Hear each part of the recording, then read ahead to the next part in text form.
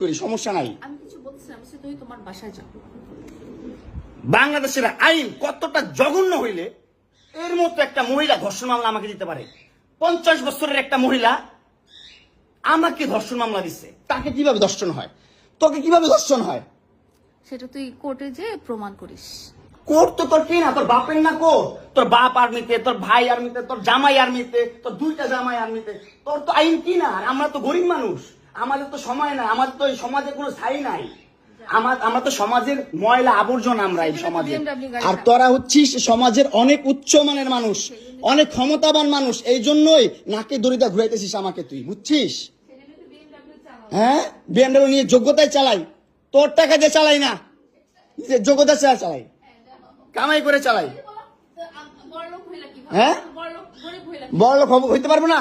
কোথাও লেখা আছে গরিবরা বিএমডব্লিউ চাইতে পারবে না, গরিবরা বড়লোক হতে পারবে না? কোথাও লেখা আছে? হ্যাঁ, কোথাও লেখা আছে? নাহলে ওই মেয়েদের বাসায় যাও, নাহলে নরসিংদী যাও, যেখানে যাচ্ছিলে সেখানে যাও। তোমার কাপড় চোপড় নিবা? অবশ্যই নিব। দাও, ব্যাক করে দাও।